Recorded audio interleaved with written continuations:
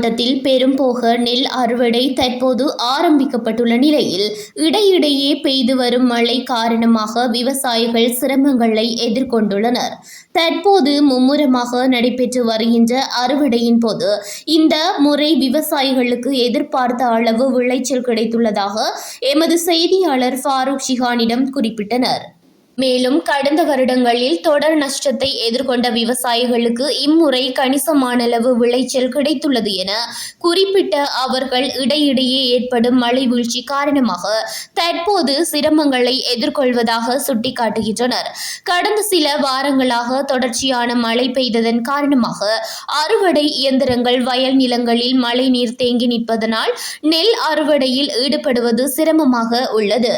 சில இடங்களில் தித்வா புயல் காரணமாக ஏற்பட்ட வெள்ள பாதிப்பு பிரதேசங்களில் நெல் விளைச்சல் குறைவடைந்துள்ளது. மேலும் அரசு உத்தரவாத விலையில் நெல் கொள்வனவு செய்யும் வேலை திட்டத்தை நெல் சந்தைப்படுத்தும் சபையினூடாக நடைமுறைப்படுத்தி வருகின்றது.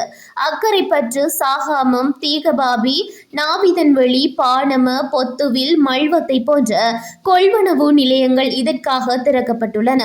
அத்துடன் அம்பாறை மாவட்டத்தின் பெரும்பாலான பகுதிகளில் நாடு வெள்ளை மற்றும் சிவப்பரிசி இனங்களே அதிகம் செய்கை மேற்கொள்ளப்பட்டுள்ளன. இது தவிர அரிசி ஆலை உரிமையாளர்கள், தனியார் வியாபாரிகள் ஆகியோர் விவசாயிகளிடமிருந்து நெல்லை உடனுக்குடன் கொள்வனவு செய்து வருகின்றனர்.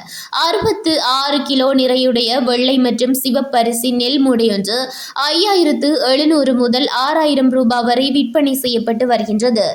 வெளி மாவட்டங்களில் இருந்து தினசரி அம்பாறை மாவட்டத்துக்கு வரும் வியாபாரிகளும் நெல் கொள்வனவில் ஈடுபட்டுள்ளனர். இம்முறை பெரும்போக அறுவடை ஆரம்பமாகும் போது 7800 ரூபாவுக்கு விற்கப்பட்ட நெல் விலையே தற்போது குறைவடைந்துள்ளது.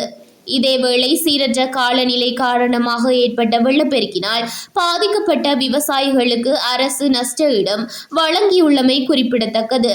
நெல் அறுவடை ஆரம்பிக்கப்பட்டுள்ள நிலையில் நெல்லுக்கான கேள்வி அதி உச்சத்தில் காணப்படுகின்றது. எனினும் சில இடங்களில் மழை, பனிப்பொழிவு காரணமாக நெல் ஈரத்தன்மையுடன் காணப்படுவதாகவும் இதனால் குறைந்த விலையில் ஈரமான நெல் கொள்வனவு செய்யப்படுவதாக விவசாயிகள் எமது செய்தியாளர் ஃபாரூக் ஷிஹானிடம் அங்கலாய்க்கின்றனர்.